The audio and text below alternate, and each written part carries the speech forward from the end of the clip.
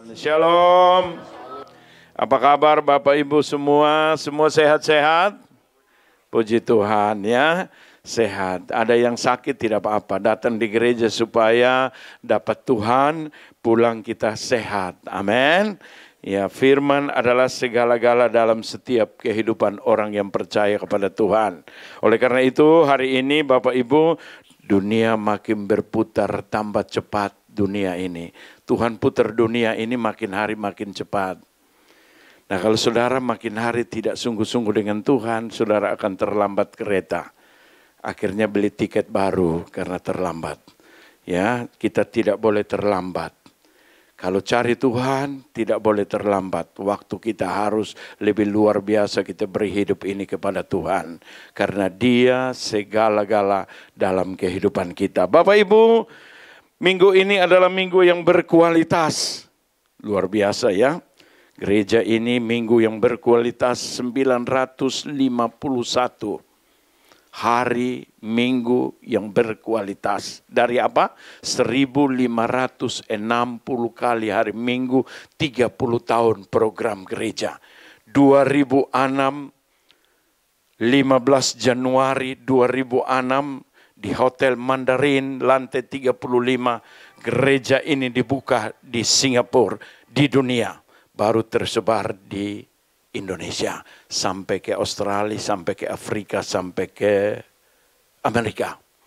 Saudara yang dikasih Tuhan, dari program gereja, tidak kebetulan gembala senior itu memberi satu program 30 tahun. Hari Minggu yang berkualitas. Artinya apa saudara?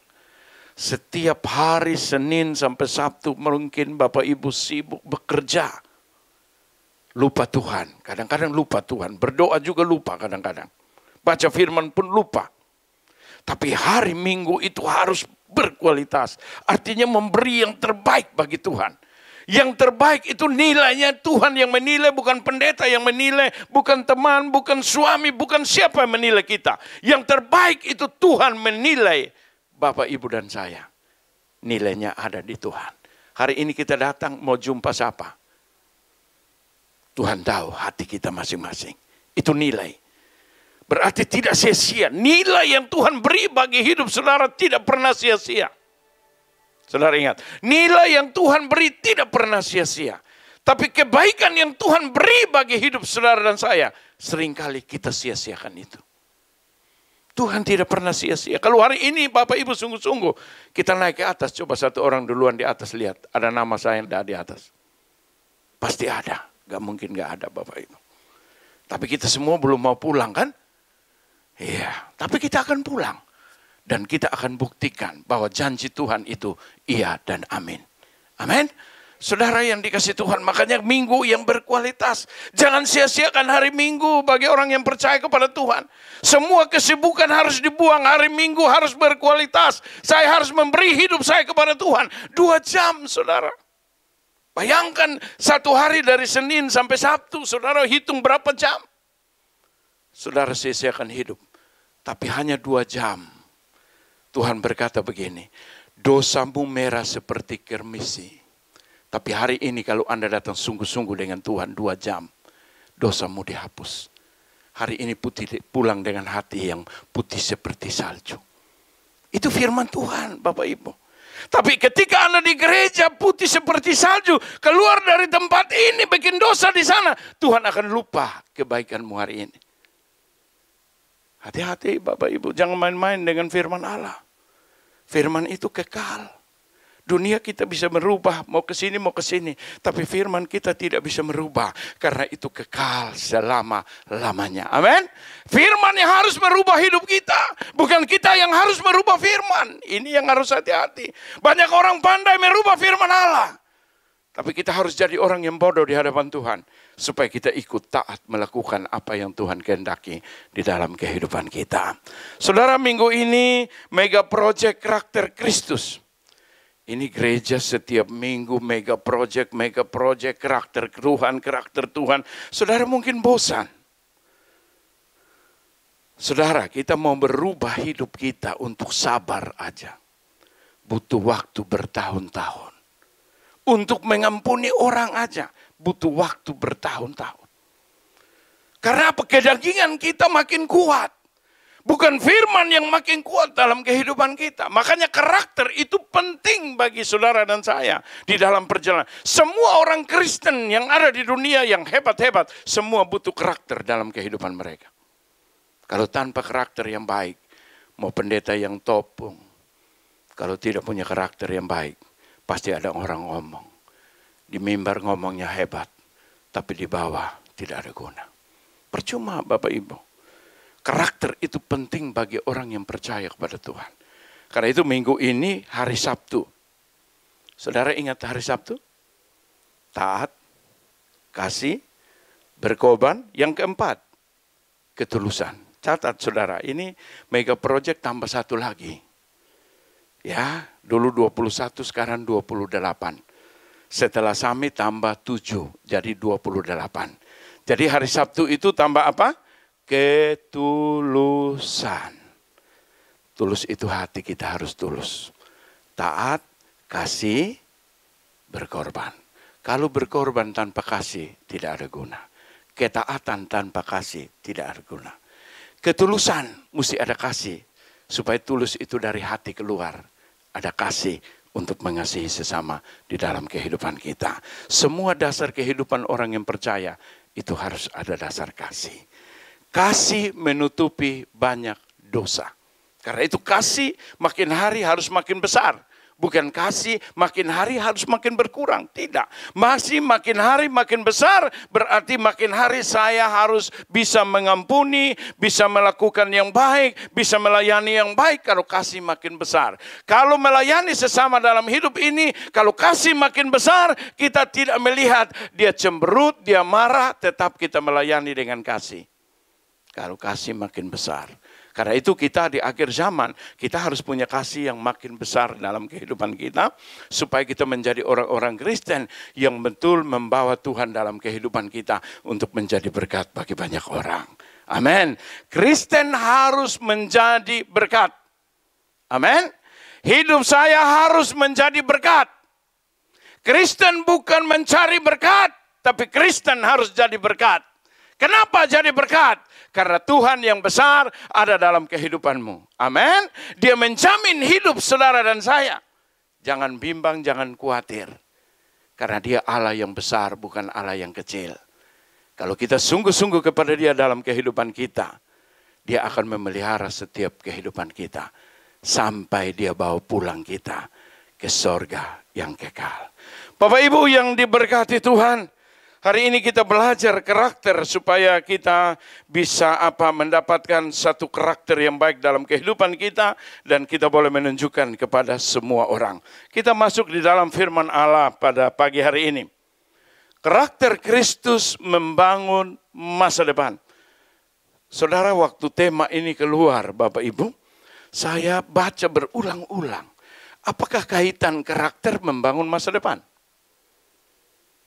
Apakah ada kaitan karakter ini bisa membangun masa depan Anda? Nah, hari ini kita mau belajar Bapak Ibu ya. Jadi menurut kamus Alkitab, ini menurut kamus Alkitab. Kalau menurut KBBI itu kan beda. Betul ya? Karakter itu sifat, watak, tabiat. Itu menurut KBBI. Sifat, saudara punya sifat. Ikut mama atau ikut bapak? Ya kan? Kalau ikut mama cerewet. Kalau ikut bapak pendiam. Ya. Tapi ada bapak yang cerewet, ada mama yang pendiam. Tinggal lihat aja ikut mana, itu punya sifat. Bisa diubah enggak? Bisa. Kalau ada firman, bisa diubah. Betul ya? Anda punya watak, pikiran.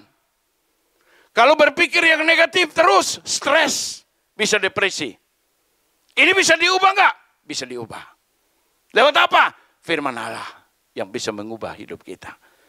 Betul ya? Terus yang ketiga apa? Tabiat, kebiasaan. Kebiasaan yang buruk merusak perbuatan-perbuatan kita yang baik. Kalau kebiasaan yang baik bisa membawa kita kepada kehidupan yang lebih baik. Jadi pergaulan kita itu menentukan masa depan hidup kita. Makanya kita harus punya karakter yang baik supaya menentukan masa depan hidup saudara dan saya. Hari ini saya punya satu subtema bagi saudara dan saya. Ketaatan,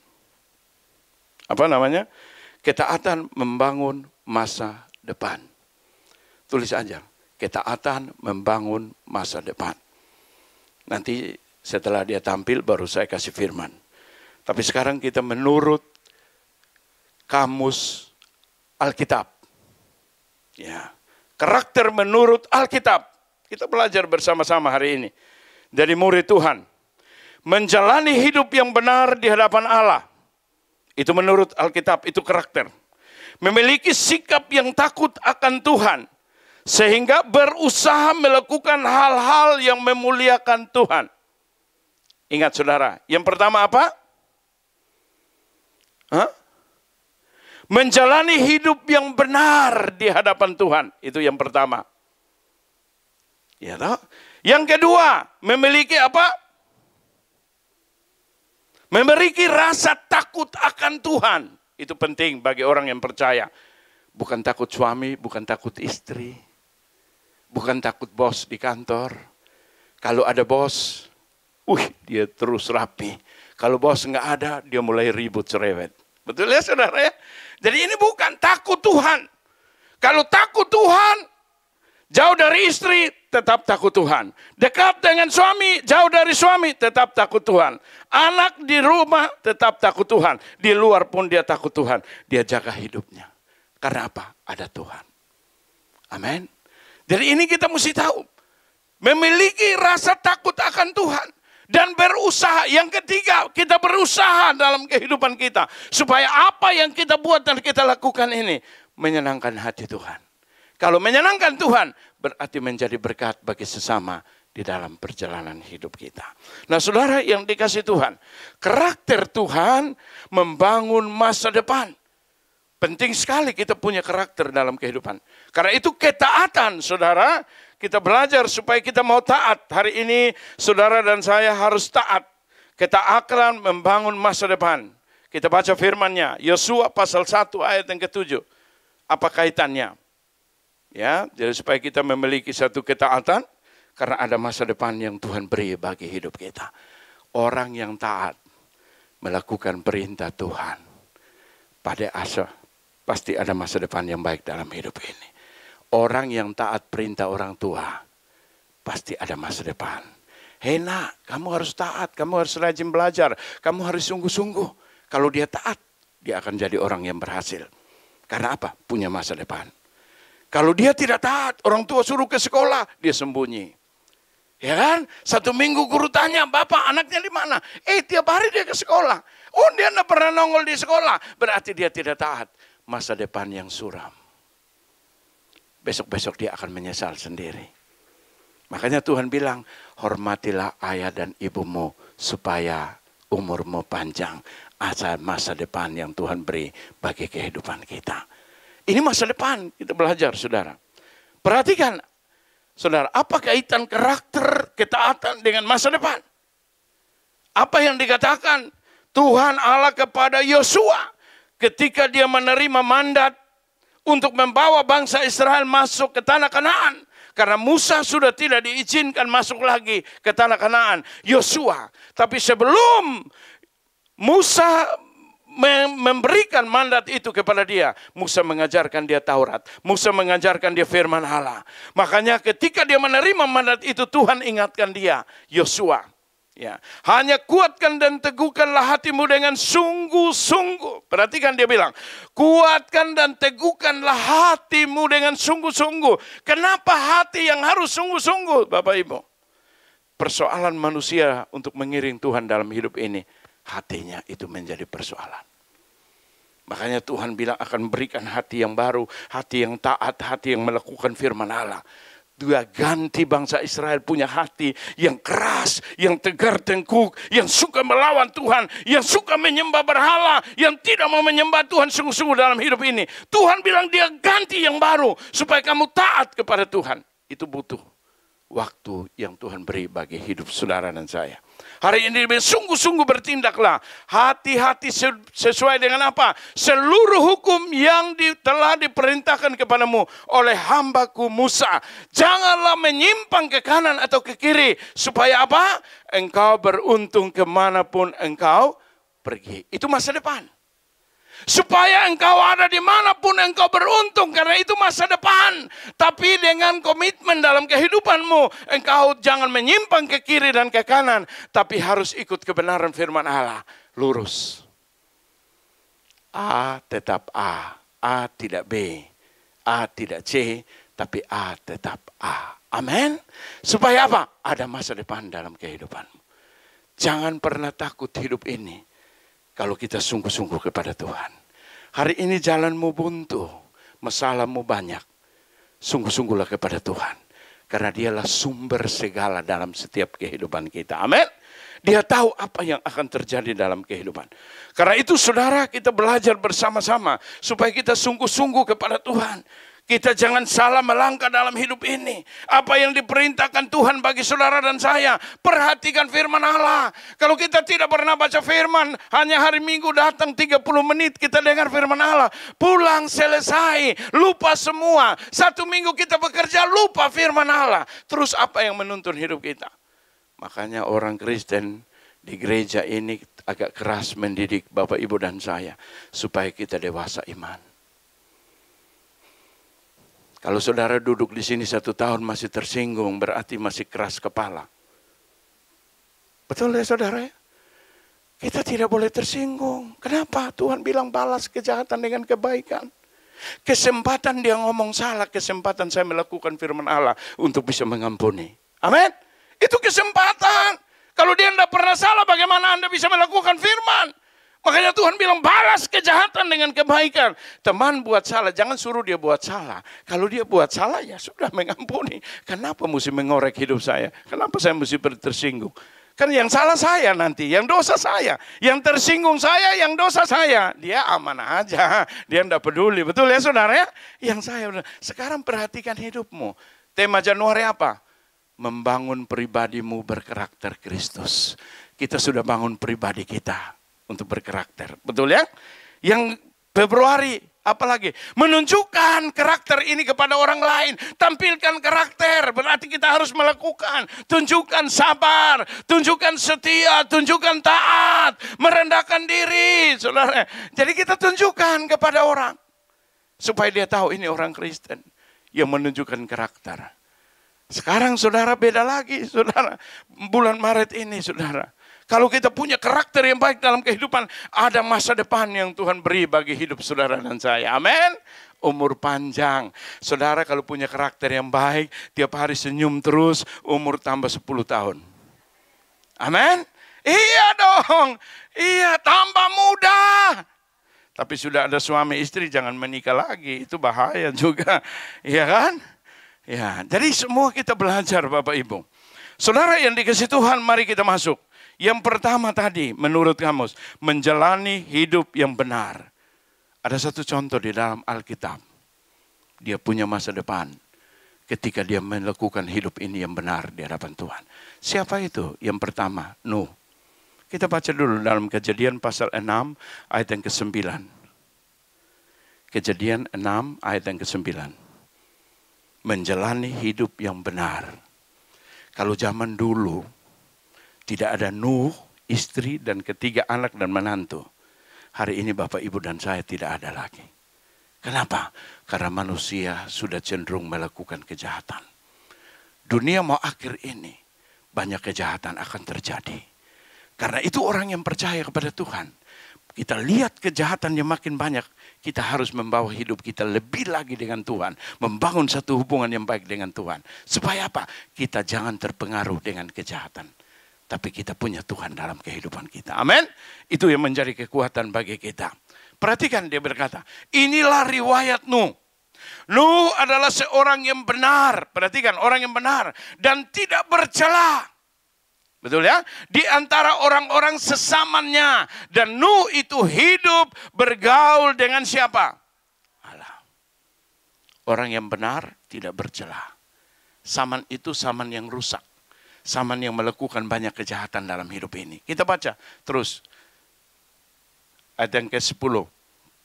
Nuh memperanakan 3 orang anak laki-laki, Sem, Ham, Yafet. Terus 11, cepat aja. Adapun bumi ini telah rusak di hadapan Allah dan penuh dengan kekerasan. Sekarang dunia makin terjadi. Terus Allah menilik bumi ini. Bumi itu dan sungguhlah rusak benar. Sebab semua manusia menjalankan hidup yang rusak. Di mana? Bukan di sana, di bumi. Sekarang di bumi. Manusia mulai menjalankan hidup yang rusak. Aturan mulai berubah-berubah. Laki-laki menikah laki-laki, perempuan dengan perempuan. Itu bumi mulai rusak. Banyak kontroversi di mana bahwa gereja ini mendukung ini mendukung ini. Hati-hati saudara, jangan langgar firman Allah. Firman ini tidak bisa berubah, ada tertulis dan tidak bisa berubah. Siapa yang merubah firman Allah, dia akan menghadap dengan Tuhan. Saudara. Jadi apa yang Alkitab menulis, hati-hati kita jangan rubah. Kita harus menjalankan di dalam hidup kita. Supaya apa? Ada masa depan di dalam kehidupan kita. Itu penting saudara. Jadi manusia sudah rusak. Yang ke-13. Ayat 13, satu lagi. Berfirmanlah Allah kepada Nuh. Perhatikan dia bilang, aku telah memutuskan untuk mengakhiri hidup segala makhluk. Sebab bumi telah penuh dengan apa? Kekerasan oleh mereka. Jadi aku akan memusnahkan mereka bersama-sama dengan bumi. Tapi Nuh, engkau, istrimu, 3 anak dan menantu, bangunlah Batra. Dia bilang, bangunlah Batra. Kita langgar langsung ke ayat 22 yang terakhir. Ya, ini kisah yang sangat luar biasa, saudara. Lalu Nuh melakukan semuanya itu tepat seperti yang diperintahkan Allah kepadanya. Demikianlah dilakukannya. Jadi Nuh melakukan semua perintah Tuhan, bangun Batra. Dari lantai 1, lantai 2, lantai 3 dia bangun sesuai dengan ukuran. Semua dilakukan. Ini menggambarkan kehidupan kita manusia hari ini. Supaya kita ketaatan kita kepada Tuhan. Menjalankan hidup ini dengan taat. Melakukan apa yang menjadi perintah Tuhan. Supaya apa? Ada masa depan dalam hidup saudara dan saya. Amin. Ada janji Tuhan yang akan diberi bagi setiap kehidupan kita. Karena itu Nuh taat. Kalau Nuh tidak taat, hari ini Bapak Ibu dan saya tidak ada lagi. Kenapa? Karena manusia sudah selesai. Setelah Nuh membangun Batra ini kurang lebih 100 tahun dia membangun Batra ini saudara.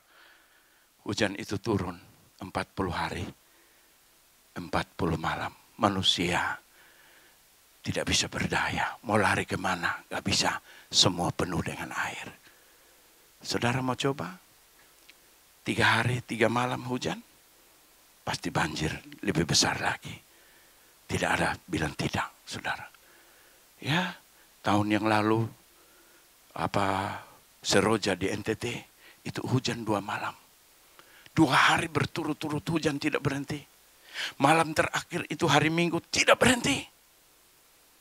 Jam 2 pagi angin lebat itu datang. Semua pohon-pohon itu mulai rubuh, rumah-rumah terangkat semua atap-atapnya. Itu baru 2 hari Bapak Ibu. Itu baru angin. Saudara, semua sudah terlepas. Kuasa Tuhan melebihi segala-gala dalam kehidupan ini. Amin. Kuasa itu ada dalam setiap kehidupan kita. Supaya merobak hati kita. Merubah perbaiki setiap kehidupan kita. Supaya hidup kita bisa jadi berkat bagi banyak orang. Amin. Jadi ini penting. Kemarin goncang di Surabaya. Luar biasa saudara. Pas saya keluar dari apartemen mau berangkat ke Batam. Pas saya keluar baru setengah perjalanan. Pak Hendri Ang bilang, di mana? Turun dari atas lantai itu karena ini gempa besar. Saya bilang saya di jalan Pak. Tuhan tahu akan gempa, dia suruh saya jalan dulu. Supaya saya jangan tergoncang-goncang. Pak Rohi langsung telepon saya. Kamu di mana?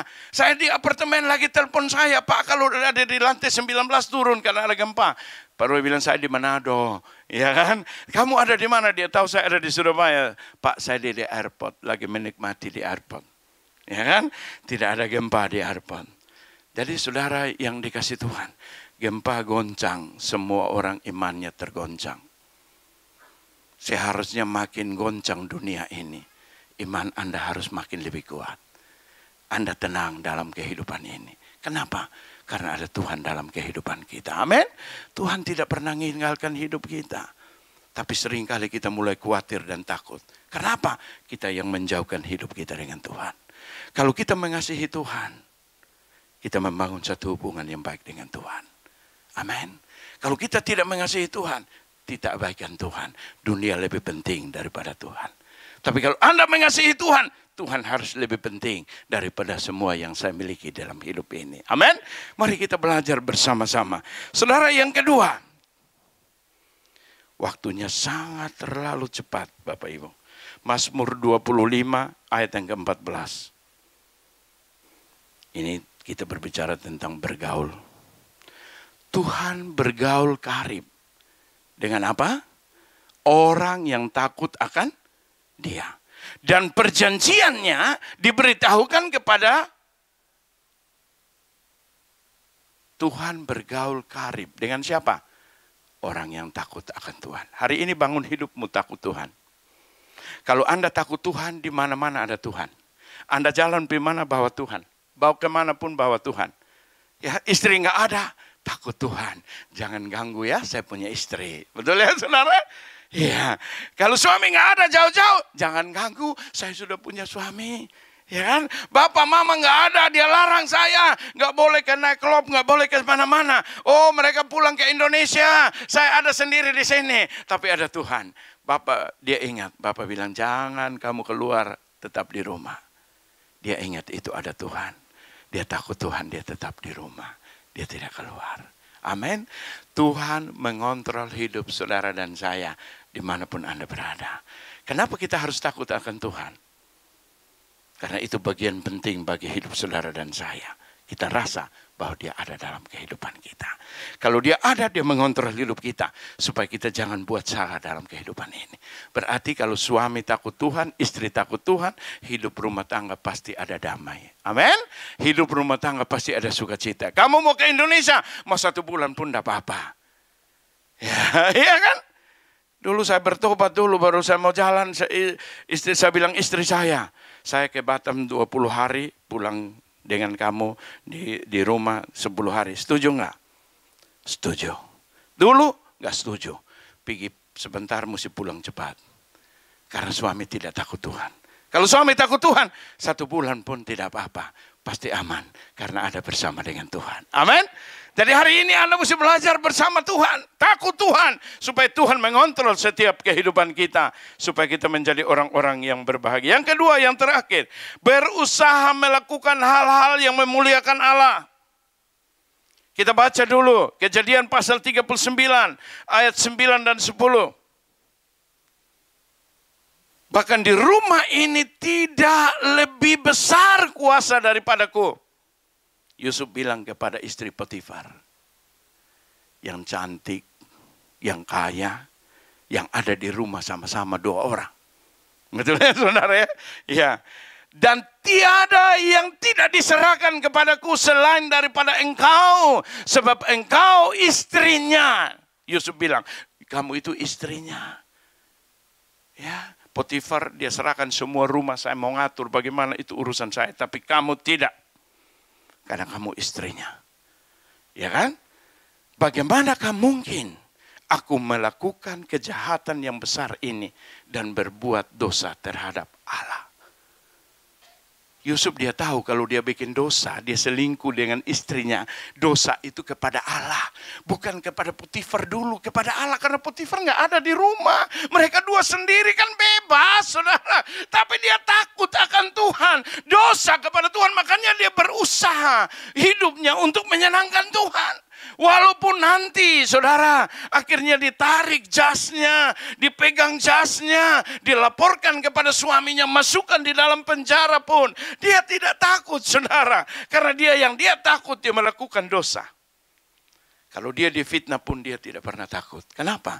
Karena masih ada Tuhan yang akan menolong hidupnya. Saudara kalau difitnah hari ini, tetap senyum dan memberkati orang itu. Karena itu Alkitab berkata, kalau orang mencaci maki kamu, berdoa dan memberkati dia. Anda tutup mata, ingat orang itu dia maki, hatimu sakit. Betul ya? Tapi dagingmu mesti dibuang supaya Anda dengan tulus Tuhan berkati dia. Hari ini kesempatan dia maki saya bisa melakukan firman Allah. Saya bisa mengampuni dalam kehidupan ini. Jadi ini kita belajar supaya kita berusaha. Yusuf ini berusaha dalam kehidupannya, saudara. Ya, supaya dia boleh menyenangkan Tuhan. Dia tidak mau menyenangkan istri dan berbuat dosa. Ya, tapi zaman sekarang beda. Kalau kamu berani ganggu, hati-hati. Iya kan? Ayat yang ke-10. Walaupun dari hari ke hari perempuan itu membujuk Yusuf. Tiap hari Bapak Ibu. Di rumah yang besar itu 2 orang tiap hari. Dia bujuk terus. Yusuf tidak menegarkan bujukannya itu untuk tidur di sisinya dan bersetubuh dengannya. Yusuf tidak hiraukan. Sampai akhirnya cerita ini dia tarik. Yusuf lari, dia tarik. Makanya Anda kalau dekat yang cantik, yang ganteng-ganteng, jangan lari. Ya, supaya jangan jatuh dalam dosa, lari. Jangan lihat, saya suka tapi jangan dosa, lari. Betul ya saudara? Supaya kita jangan melakukan dosa. Terhadap Tuhan itu dosa. Jadi kita harus lari, menghindar. Tidak ada orang yang hebat di dunia ini Bapak Ibu. Yusuf ini kisah ini luar biasa. Saudara menganggap ini kisah tulisannya ya biasa-biasa kita baca. Tapi saudara coba alami. Satu yang ganteng, satu yang cantik. Di dalam rumah bersama tiap hari. Digoda tiap hari. Kira-kira saudara tergoda nggak? Tergoda Bapak Ibu, tidak ada yang kuat. Lari. Yusuf lari, akhirnya lari. Dia bertahan, dia tidak mampu, dia lari. Saudara yang dikasih Tuhan. Akhirnya tinggalkan jas, dimasukkan di penjara. Dalam satu rencana Tuhan. Dia punya visi. Bahwa kakak-kakaknya ada sudut menyembah dia. Visi yang kedua dia melihat. Ya, bulan dan bintang. Bapak dan mama harus sujud kepada dia. Itu visi. Dia dibuang saudara. Ya kan? Seharusnya dia marah dengan saudara-saudaranya. Kenapa kamu membuang aku?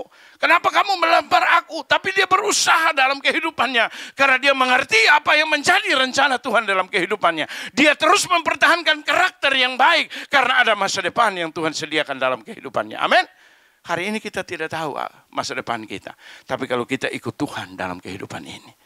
Kita bilang ada buntu. Tapi kalau kita makin sungguh-sungguh, ingat. Yang membuat kita kuat dalam hidup ini. Ada satu perkataan yang saya tidak pernah lupa dalam hidup saya. Ketika Pak Fengke berkata, kalau kamu dibuat iblis untuk stres, kamu harus buat dia depresi. Kamu harus lebih sungguh-sungguh melayani Tuhan. Kamu harus lebih sungguh membangun hidupmu kepada Tuhan. Akhirnya iblis jadi depresi. Kita stres tapi dia depresi. Akhirnya dia tidak bisa mengganggu kita lagi. Amin.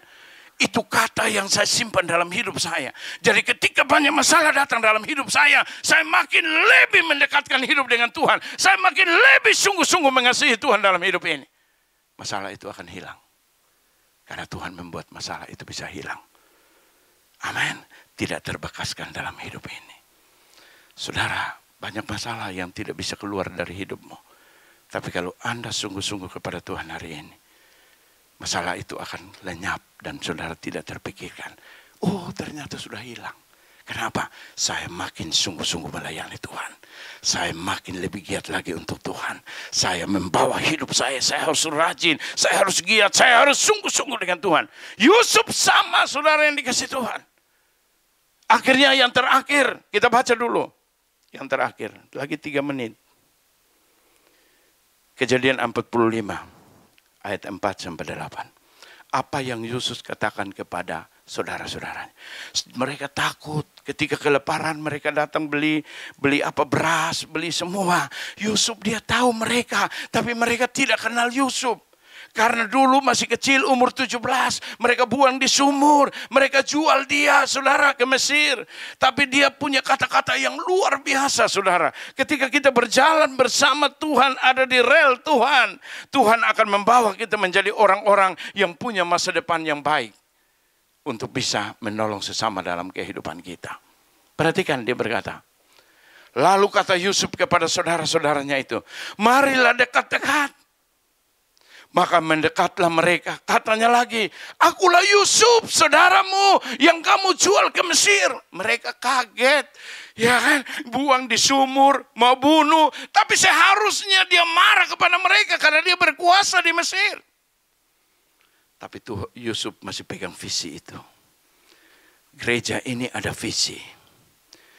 Kalau Anda nanti satu saat orang akan kaget bahwa pengangkatan itu akan terjadi.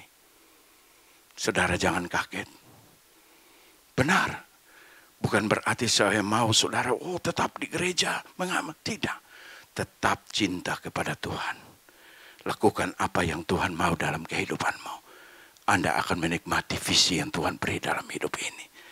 Ada pengangkatan terjadi di gereja ini. Terus ayat yang kelima. Sampai 8. Tetapi sekarang janganlah bersusah hati dan janganlah menyesali diri. Karena kamu menjual aku ke sini. Dia bilang, sebab untuk memelihara kehidupan Allah menyuruh aku mendahului kamu. Bayangkan, untuk memelihara kehidupan masa depan. Ketika dia dibuang, ketika dia dijual, saudara yang dikasih Tuhan, dia tetap pegang dengan visi yang Tuhan beri bagi kehidupan. Tidak pernah lari visi, mimpi itu tidak pernah lari dari kehidupan. Pasti dia pegang itu kuat-kuat dalam hidup ini. Dan dia mengungkapkan kepada saudara-saudaranya, Allah punya rencana bukan kamu. Lewat kamu Allah punya rencana. Lewat gereja ini Allah punya rencana Anda datang bergabung di gereja ini. Kita tidak tahu apa yang ke depan terjadi. Tapi Anda sudah ada bagian di dalam visi yang Tuhan beri. Kita tetap ada dalam visi ini. Kita akan menikmati Tuhan bersama di dalam kehidupan kita. Amin. Supaya kita jangan kaget. Terus ayat yang ke-6. Karena telah 2 tahun ada kelaparan dalam negeri ini. Dan selama 5 tahun lagi orang tidak akan membajak atau menuai. Sudah 2 tahun masih 5. Terus 7. 2 lagi. Maka Allah telah menyuruh aku mendahului kamu. Bayangkan saudara. Untuk menjamin kelanjutan keturunanmu di bumi ini. Dan untuk memelihara hidupmu sehingga sebagian besar daripadamu tertolong. Allah menyuruh aku dengan cara yang berbeda. Betul ya? Masalah, persoalan terjadi. Tinggal di rumah Potifar, diganggu, dimasukkan di dalam penjara. Allah memberi jalan keluar. Akhirnya raja itu bermimpi. Tidak ada orang yang bisa menerjemahkan mimpi. Hanya Yusuf yang bisa menerjemahkan mimpi. Semua hidup di dalam rencana Tuhan. Karena Yusuf tahu semua visi itu pasti akan terjadi. Dan dia menceritakan kepada saudara-saudaranya. Karena semua takut. Karena mereka punya rencana yang jahat kepada dia. Tapi firman Allah tetap ada dalam kehidupannya. Dia tetap melakukan yang kebaikan bagi mereka. Ayat yang terakhir 8. Jadi bukanlah kamu yang menyuruh aku ke sini. Tetapi Allah. Dialah yang telah menempatkan aku sebagai bapa bagi Firaun. Dan Tuhan atas seluruh istananya. Dan sebagai kuasa atas seluruh tanah Mesir.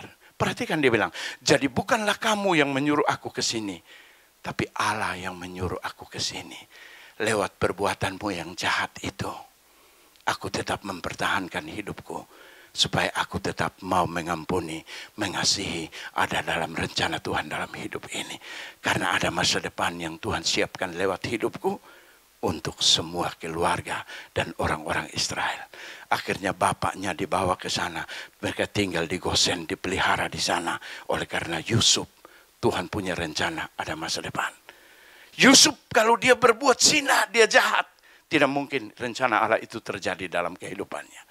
Kalau Yusuf dia mau tidak mengampuni saudaranya.